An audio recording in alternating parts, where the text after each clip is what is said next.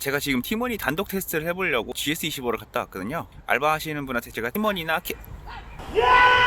팀원이나 캐시비로 결제될까요? 라고 물어봤더니 당연히 돼요. 뭐든지 다 됩니다. 당당하게 액티브2를 딱 대려고 했더니 바코드를 내놓으라고 하시더라고요. 그래서 그냥 제 카드로 결제하고 나왔습니다. 쓸데없이 껌이랑 목캔디를 샀네요.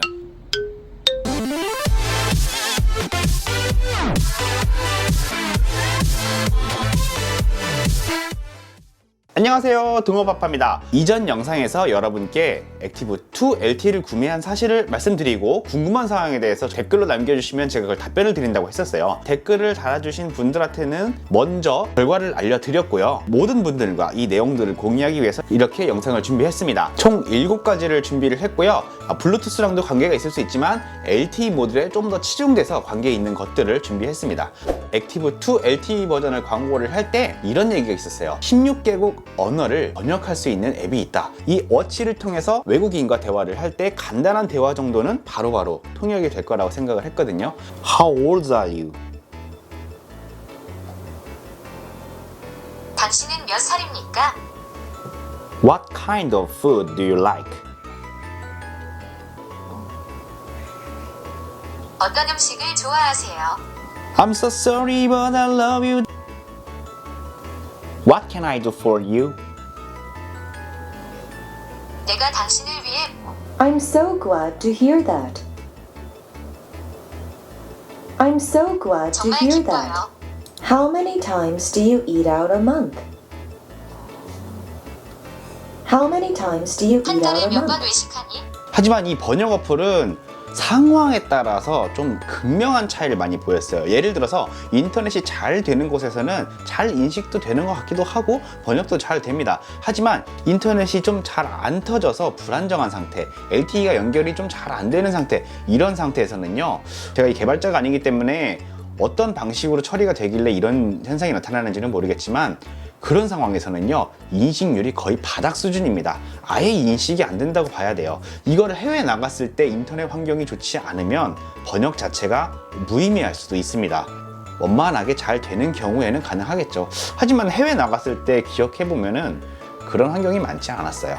두 번째, LTE를 구매하는 이유 중에 내가 이 액티브2 LTE만 차고 밖에 나가서 조깅을 하거나 어떤 운동을 하면서 갤럭시 버즈를 통해서 음악을 듣고 싶은데 그 어플 자체가 단독 실행이 돼야 돼요.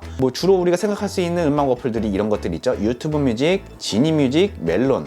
유튜브 뮤직은 아예 어플 자체가 없고요. 지니는 단독 실행조차도 안 되고요. 블루투스를 무조건 연결해야 되고요. 멜론은 됩니다. 멜론은 처음에 실행하면 로그인 창도 나오고요. 로그인을 해보면은 음악도 재생할 수 있고 컨트롤도 할 수 있습니다. 이 멜론을 통해서 오프라인 다운로드를 해서 사용하고 싶다, 이건 불가능하실 것 같아요. 찾아봤을 때는 그런 오프라인 다운로드 기능 자체는 없었습니다. 세 번째는 어플들이 단독 실행이 되는지 물어봐 주신 게 있었어요. 그 중에서 스타벅스 안 되고요, 현대자동차 블루링크 안 됩니다, 기아자동차 유보 안 되고요, 신한 펜페이 앱카드 안 됩니다, 캐시비 실행되고요, 티머니 반은 되는 것 같지만 반은 또 안 되는 것처럼 보이고요. 티머니는 조금 이따 다시 말씀을 드릴게요. 그 다음에 삼성 플로우 단독 실행 됩니다. 그러면 결국에는 웬만한 어플들은 블루투스로 핸드폰이 연결이 안 돼 있으면은 실행이 안 되는 거예요. 곰곰이 생각을 해보니까 아마 이런 이유일 것 같아요. 워치에서 어떤 어플을 실행을 하려면요, 로그인 정보라든지 다른 기본적으로 구동할 수 있는데 필요한 정보들이 필요하거든요. 근데 이때 이미 핸드폰에 설치되어 있는 똑같은 어플에서 블루투스를 통해서 워치로 그 필요한 정보들을 가져와서 구동을 시키는 것 같아요. 네 번째인데요, 방금 말씀드렸던 티머니는 실행을 해보면은요, 스마트폰과 연결이 안 돼 있다고 다시 실행하라는 이런 얘기가 나와요. 그러고 나서 보면은 티머니가 실행이 돼 있어요. 그래서 이게 되는 거야 마는 거야 이렇게 좀 의아한 부분이 좀 있었어요. 그래서 제가 직접 GS25를 가서 한번 결제를 해봤고요, 잘 됩니다. 결제도 잘 되고요, 차감도 잘 되고 한도도 잘 공유가 됩니다. 티머니는 결국에는 된다. 캐시비는요, 단독 실행이 그냥 돼요. 그렇기 때문에 안 될 이유가 없습니다. 자, LTE 버전의 무게예요. 이게 블루투스 버전에서 LTE 모듈이 추가됐을 거예요. 그쵸? 그리고 LTE 안테나들도 추가됐을 거고 이런저런 회로들도 좀 추가됐을 때 무게가 어떻게 드러났을까? 이런 생각을 할 수도 있어요. 블루투스 버전과 LTE 버전은 똑같이 시계줄을 포함해서 50g입니다. 자, 그 다음에 배터리 관련 부분이에요. 블루투스 버전 같은 경우에는 사용할 때 아침에 출근하면은 충전을 시키고 점심때쯤에 만충이 돼서 그때부터 시계를 찼어요. 그러면은 18시간에서 24시간 정도는 버텨줬거든요.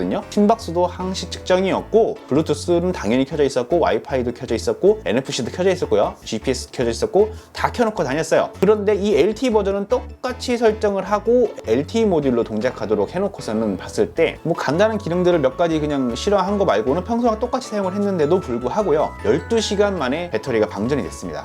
그래서 LTE 버전을 구매하시는 분들은 충전 독을 챙겨 다니시거나 하셔야 될 것 같아요. 폰 없이 갤럭시 워치만 갖고 나가도 전화, 문자, 그 다음에 알람 수신까지 다 되느냐라고 물어보시는 분들이 있어요. LTE 버전은 사실 그게 주목적입니다. 그게 가장 우선돼야 되는 기능이고요. 전화도 되고요, 문자도 되고, 카톡, 유튜브, 뭐 그리고 다른 어플들의 알람 설정을 해놓으시면요, 폰에 온 것과 똑같이 워치에도 오게 됩니다. 자, 여러분이 궁금해하셨던 7가지를 준비해서 한번 이렇게 알려드려봤는데요.